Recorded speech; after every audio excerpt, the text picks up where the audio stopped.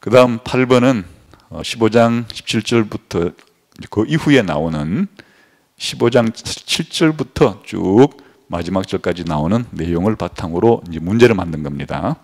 한번 읽어보겠습니다. 문제 시작. 창세기 15장 17절에서는 연기 나는 화로가 아브라함이 쪼개놓은 재물 사이로 지나간다. 얼마나 괴상망측하고 이상한 장면인가. 그러나 실제로도 희생제물이 동반되었다. 대개 언약이 봉인된 후에는 언약 체결의 당사자들이 각각 제물로 바쳐진 짐승의 시체 부위 사이를 지나가곤 했다. 짐승의 시체를 걸어 지나가는 이러한 행위는 마치 내가 이 언약을 위반하면 나에게 이런 일이 생길 것이다 라고 선언하는 행위와 같다. 불과 연기가 하나님 임재를 상징한다면 아브라함을 제외한 채 하나님만 제물 사이로 지나가신 것이다. 이러한 사실은 언약에 대한 하나님의 헌신을 어떻게 보여주고 있는가 하는 거예요. 여기에서 이제 후반부의 얘기가 나오죠. 아까 전에 아브라함에게 약속한 언약 가운데 후손에 대한 문제가 다루어진 것이 1절부터 6절까지였어요. 25장에. 그러나 이제 15장 7절부터는 땅에 대한 약속의 문제를 다루는 거예요. 한번 봅시다. 15장 7절부터 시작.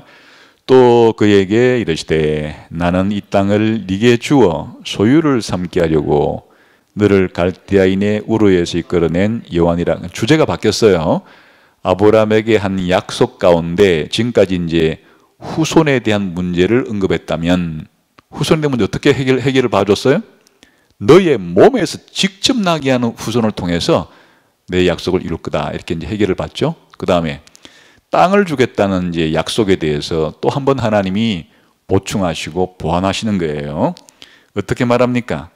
내가 너에게 이 땅을 주려고 어디서부터 사실을 끄집어 왔다고요? 갈대아 우르부터 너를 이 가나안 땅에 데려온 것은 이 가나안 땅을 너희 후손에게 주려고 하는 것이다. 이렇게 한 번 더 약속을 해줍니다. 그러자 이제 아브라함 반응을 보이는 거예요. 시작. 그가 이르되 주 여호와여 내가 이 땅을 소유로 받을 것을 뭘로 알겠습니까? 그렇게 아브라함이 반응을 보였어. 하나님 무슨 근거로 제가 확신할 수 있습니까? 이렇게 물으니까 하나님께서 또 뭐라고 말하는지 보세요. 시작. 여호와께서 그에게 이르시되 나를 위하여 3년 된 암소와 3년 된 암염소와 3년 된 수양과 산비둘기와 집비둘기 새끼를 가져올지니라. 아브라함이 그 모든 것을 가져다가 그 중간을 쪼개고 그 쪼갠 것을 마주대하여 놓고 그 새는 쪼개지 아니하였으며 솔개가 그 사체 위에 내릴 때에는 아브라함이 쫓았더라. 해질녘에 아브라함이 깊은 잠이 임하고 큰 흑암과 두려움이 그에게 임하였더니 여호와께서 아브라함에게 이르시되 너는 반드시 알라. 네 자손이 이방에서 객이 되어 그들을 섬기겠고 그들은 400년 동안 네 자손을 괴롭히리니 그들이 섬기는 나라를 내가 징벌할지며 그 후에 내 자손이 큰 재물을 이끌고 나오리라. 너는 장수하다가 평안히 이 조상에게로 돌아갈 장사될 것이요 내 자손은 4대 만에 이 땅으로 돌아오리니 이는 아모리 족속의 죄악이 아직 가득하지 아니함이니라 하시더니 지금 여기까지 내용은 뭡니까? 어떻게 제가 이 땅을 하나님 주신다는 확신을 할 수 있습니까? 물어보니까 하나님이 뭐하라 그랬습니까? 짐승을 소, 양, 염소를 잡아서 어떻게 하라고요? 반을 쪼개 놓아라. 그 새는 작은이게 쪼개지 말고 짐승을 쪼개라. 자, 그 다음에 그렇게 이제 명령을 해 놓으시고 아브라함이 부지런히 쪼개 놓고 있을 때 하나님이 중요한 말씀을 하나 해줘요. 자, 이 땅을 언제 주겠다고요? 4대 만에, 너의 4대 만에, 또 연수로 치면은 400년 뒤에 너의 후손에게 이 땅을 주겠다. 그 땅에 대한 구체화죠. 확실하게 이제 400년 뒤에 4대 만에 이 땅을 준다. 이렇게 이제 했어요. 아까 아브라함의 질문은 뭐였어요? 어떻게 이 땅을 준다는 걸 확신을 할 수 있습니까? 했을 때 구체적인 언급을 주시고 그리고 이제 아주 결정적인 언약 체결식을 해버려요. 자, 여기 고단부터 하는 게 이제 언약 체결식이에요. 시작. 해가 져서 어두울 때 연기 나는 화로가 보이며 타는 횃불이 쪼갠 고이 사이로 지나더라. 그날에 여호와께서 아브라함과 더불어 언약을 세워. 그러니까 마치 결혼식 뭐 이런 것이 있듯이 지금 아브라함 언약이라고 부르는 언약에 언약 체결식이 이제 열린 거예요. 체결식을 하는데 지금 보니까 고대 근동 지방의 언약 체결식의 형식이 무엇인가 하면 언약을 맺는 양 당사자가 뭘 잡아요? 짐승을 잡아요. 그 짐승을 잡아서 어떻게 해놔요? 둘을 쪼개놔요. 양편으로 벌려놓고 언약을 맺는 두 당사자가 나란히 그 쪼개진 짐승 사이로 지나가는 거예요. 그게 이제 고대 근동의 언약 체결식의 한 형태였어요. 그거를 지금 보여주는 거예요. 그러면 그 의미는 뭐예요? 짐승을 쪼개놓고 언약 맺는 사람들이 그 사이를 지나간다. 뭘 말하고자 하는 거예요? 만일 우리 중에 이 언약을 어기는 자가 있다면 이 쪼개진 짐승같이 되리라. 어떻게 된다는 얘기예요? 죽임을 당할 것이다. 그 말이에요. 그러니까 아주 이제 엄숙하게 언약을 맺는 거죠. 만일 언약을 어기면 나는 죽음이다. 이렇게 뜻이요. 죽음을 담보로, 생명을 담보로 언약을 맺는 거예요. 목숨 걸고 지키겠다는 약속을 하는 거죠. 자, 그런데 이제 중요한 사실은 여기에 누구와 누가 지금 언약을 맺는 거예요? 사람과 사람 사이에 맺는 언약이 아니죠, 지금. 여호와 하나님과 아브라함 사이에 맺는 언약인데, 그러면 그 당시 고대 근동 지방의 그런 이 언약 체계를 풍습에 하면 누가 함께 이제 지나가야 되는 거예요? 하나님과 아브라함이 함께 지나가야 되는데, 아브라함은 잠들게 하고 지금 누구만 지나갔다고요? 연기 나는 화로하고 횃불이 그 쪼갠 짐승 사이로 지나갔다. 그럼 그 연기 나는 화로와 타는 횃불은 무엇을 상징하는가? 하나님을 상징하는 거예요. 이후에 구름 기둥과 불 기둥으로 하나님이 이스라엘 백성 가운데 계시면서 인도하시구나. 하나님이 불로 임하시죠. 또 시내산에서 하나님 임재하실 때 뭐가 나요? 연기가 나고 불이 나고 그렇게 했잖아요. 그렇게 여기서 하나님은 눈에 안 보이시는 분이니까 눈에 안 보이시는 하나님을 보일 수 없죠. 그러니까 이제 하나님의 임재에 대한 상징으로 연기 나는 화로와 타는 횃불을 하나님으로 지금 보여주기 위한 그게 상징물이에요. 그러니까 연기 나는 화로와 횃불이 쪼갠 고기 사이에 지났다는 얘기는 누가 지나갔다는 얘기예요? 여호와 하나님만 지나가는 거예요. 독특한 거죠. 그러니까 이것은 이제 무엇을 말하는가? 이 성경 공부 교재 저자가 뒷부분에 잘 설명을 해놨어요. 한번 그 복음 메시지에 그걸 읽어보면은 그 내용을 우리 잘 알 수 있겠네요. 한번 44페이지에 한번 읽어봅시다. 시작. 하나님 자신의 약속과 아브라함과의 언약에 대한 하나님의 스스로의 헌신은 하나님이 짐승의 쪼갠 고기 사이로 지나가시는 창세기 15장 17절의 모습을 통해 여실히 드러난다. 만일 언약의 약속들이 이행되지 않을 경우 하나님은 스스로 그 언약의 저주를 감당하실 것이다. 언약에 대한 하나님의 이런 전적인 헌신은 우리로 하여금 언약의 저주를 스스로 짊어지신 그리스도를 바라보게 한다. 그리스도께서 우리를 위하여 저주를 받은 바 되사 율법의 저주에서 우리를 속량하였으니 기록된 바 나무에 달린 자마다 저주 아래 있는 자라 하였습니다. 이는 그리스도 예수 안에서 아브라함의 복이 이방인에게 미치게 하고 또 우리로 하여금 믿음으로 말미암아 성령의 약속을 받게 하려 합니다. 예수님은 불순종이 가져오는 저주를 우리 대신 짊어지심으로 열방이 아브라함의 복을 누릴 수 있게 하셨다. 예수님의 십자가의 대속적인 죽음을 미리 보여준 예표예요. 모형이에요. 무슨 뜻인가 하니까 하나님과 아브라함이 언약을 체결했는데 이때 하나님은 약속을 어길 수가 있어요? 없어요? 하나님 반드시 100% 언약을 지키시는 분이죠. 근데 누가 이제 언약을 어길 가능성이 있는 거예요? 아브람 편에서 인간이니까 언약을 어길 가능성이 있는 거예요. 그러면 아브람이 언약을 어겼을 때 원래 고대 근동 지방의 풍습이 오면 누가 쪼개져야 되는 거예요? 누가 죽어야 되는 거예요? 그 하나님과의 언약 당사자인 아브람 후손이 쪼개져서 죽어야 되는데, 지금 이 아브람과의 언약 체결식에서는 아브람 가만히 내버려두고 하나님만이 통과했다는 얘기는, 만약 아브람과 아브람의 후손이 언약을 어긴 그에 대한 저주, 죽음은 누가 담당하겠다는 뜻이, 하나님이 스스로 자신이 아브람과 아브람의 후손이 지은 죄에 대한 형벌을 자신이 지겠다는 뜻이다, 이 말이에요.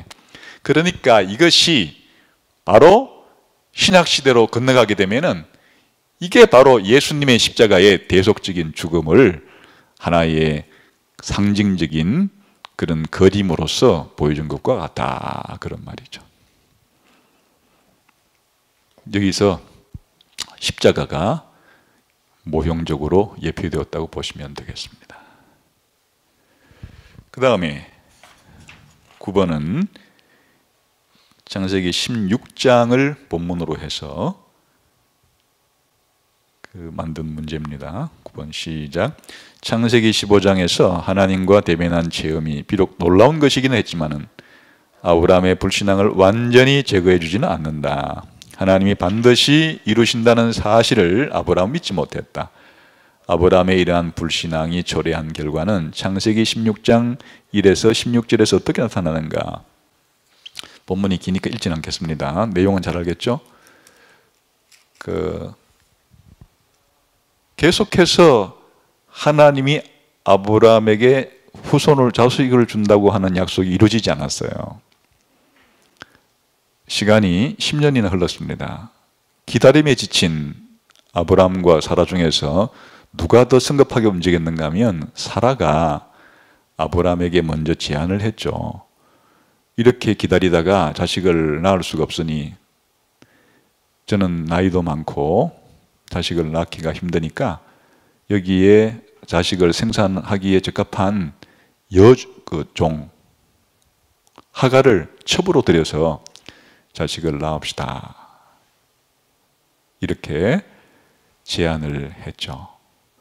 그럴 때 아브라함이 믿음이 있다면 어떻게 사라의 제안에 대해서 응답을 했어야 되겠어요? 아니다, 기다려봐라, 이랬어야 되는데 아브라함도 덜컥 사라의 제안을 받아들여서 그렇게 여종 하가를 이제 첩으로 맞이하게 되는 겁니다. 그래서 이제 임신을 하게 됐어요. 하갈이 임신을 하게 되자 갑자기 자기의 주인이었던 사라를 무시하기 시작하는 거예요. 그러자 사라가 자신의 종이었던 하갈인데 임신을 했다고 해서 주인을 무시하고 멸시하니까 이 하갈을 쫓아냈습니다. 그러자 하갈이 도망쳐서, 그 도망친다는 얘기는 임신한 여성이 혼자 도망쳤는데 살 수가 없죠. 그래서 죽게 되자 하나님이, 여호와의 사자가 바로 하갈에게 나타나서 약속을 해줍니다.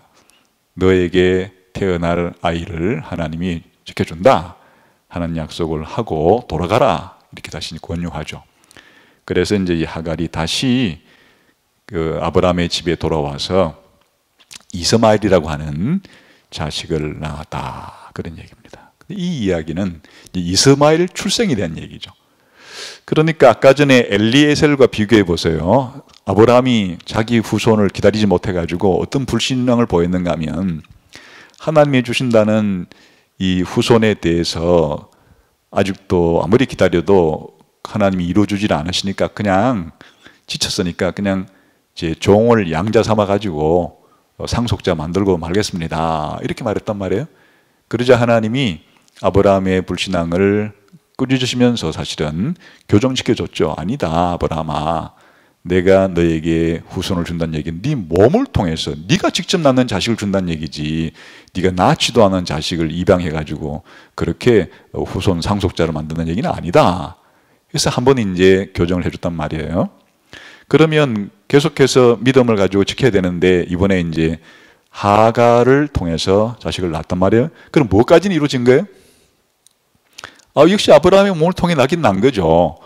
그렇지만은 이게 하나님의 뜻은 아니었어요. 그래서 이제 문제가 생긴 거예요. 나중에 이 이스마엘이 아브라함의 첫째 아들이에요, 사실은. 아브라함의 몸을 통해서 난 첫째 아들이 이스마엘이긴 한데, 하나님은 이스마엘을 아브라함의 후손으로 주겠다는 것은 아니었어요. 그러니까 이스마엘 출생은 뭘 보여주는 사건이에요? 불신앙을 보여주는 거예요. 아브라함의 불신앙, 물론 사라의 불신앙까지 포함해서 기다리지 못했으니까, 기다림에 지쳐서 한 섣부른 행동이니까, 하나님의 약속을 신실하게 기다리지 못하고 너무나 기다림에 지쳤기 때문에 스스로 문제를 해결하고자 하는 그런 노력의 일환의 산물이 바로 이스마엘 출생이라는 거예요. 그래서 이제 비극이 벌어지죠. 나중에 이스마엘이 이삭, 진짜 하나님이 주실 약속했던 이삭이 나오자 어린 이삭을 괴롭히는 일이 발생하고, 후대로 가게 되면 바로 이삭에게서 나온 이스라엘이라고 하는 국가와 이스마엘에게서 나온 그 아랍 족속들이 이제 싸우게 되는 이런 일들이 벌어지게 되죠. 그래서 창세기 16장은 아브라함의 불신앙이 어떻게 표현됐어요?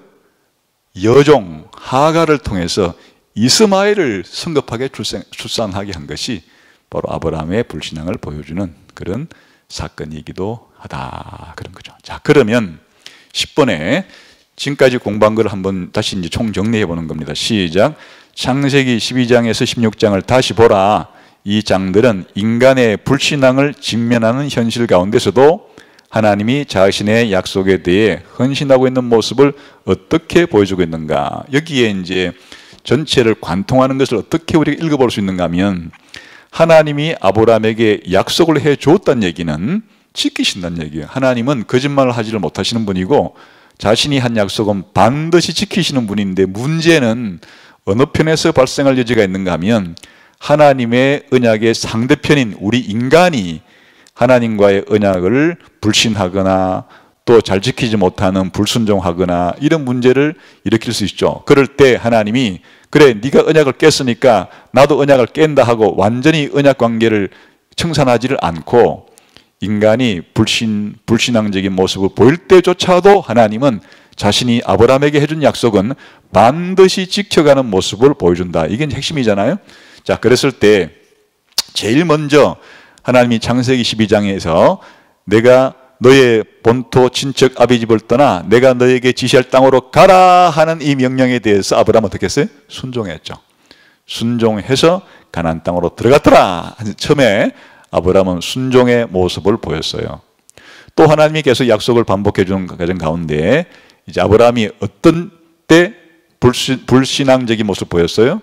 가나안 땅에 기근이 생겨서 이집트에 들어가서 자기 아내를 누이라고 속이는 이 과정은 바로 이집트에 체류하다가 출애굽한 이 사건은 아브라함의 뭘 보여준 사건이에요? 불신앙을 보여준 거죠. 아브라함의 불신앙적인 모습을 보여준 사건이었다. 또 그 다음에 벌어진 사건, 롯과 이 롯의 그 목자와 아브라함의 목자의 분리 과정과 그 다음 롯이 저 마케 메소포타미아 지역에 그 왕들에게 포로로 잡혀갔을 때 그를 되찾아온, 그리고 가나안 지역의 두 왕을 대면했을 때 소돔 왕과 살렘 왕을 대면했을 때 보인 태도는 아브라함의 뭘 보여준 거란 말이죠? 믿음을 보여준 거죠. 아브라함의 담대한 하나님 약속에 대한 믿음을 또 보여준 사건이었죠.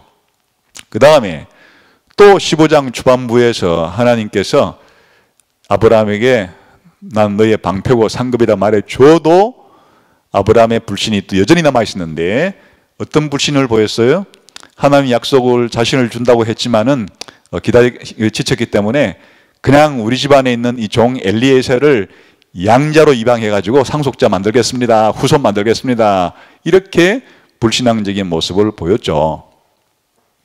그러나 하나님께서 교정을 해주고 그 엘리에셀이 아니라 너의 몸에서 직접 내가 상속자를 만들어준다라고 했을 때 또 아브라함은 믿음의 모습을 보였죠. 아브라함이 이를 믿으니 하나님이 이를 의로 여겼다. 믿음의 모습을 보였단 말이죠. 그리고 하나님께서는 아브라함에게 언약식을 통해서 확실히 이 사실을 더 한 번 더 확정해 주고 땅을 준다는 약속조차도 구체적으로 400년 뒤에 4대 만에 줄 거라 이렇게 하나님께서 약속을 또 이제 해 주었죠. 자, 그러면 이 정도까지 왔으면 아브라함의 믿음은 이제 더 이상 더 약해지지 않고 믿음에 있어서 점점 더 확신 가운데로 성장해야 마땅한데 또 16장에 오게 되면 기다림에 지쳐서 이제 10년 세월이 걸려도 또 안 되니까 또 자신의 종 하가를 취해서 자식을 낳으라고 하는 사라의 말을 아브라함이 털컥 받아들여서 이스마엘이라고 하는 하나님이 뜻하지 아니한 그런 자식을 출산하는 것으로 아브라함의 불신앙적인 모습을 보였죠. 그러니까 이 전체 이야기는 만일 이랬다 그러면 사실은 모양새는 좋았겠죠. 아브라함이 창세기 12장에 하나님의 부르심부터 한 번도 하나님이 이 약속을 불신하지 않고 하나님 명령을 불순종하지 않고 계속 아브라함의 믿음이 성성장구해서 상승곡선만 계속 나아가는 모습을 보였더라면 우리는 전부 다 좌절하고 절망했을 거예요. 우리 현실적인 모습은 그렇지 않으니까 우리가 하나님을 믿고 난 이후에 우리의 신앙생활은 오르락내리락 하는데 아브라함은 계속 상승곡선만 탔으면은 우리가 우리는 신자도 아닌 게 아닌가 이럴 가능성이 많았죠.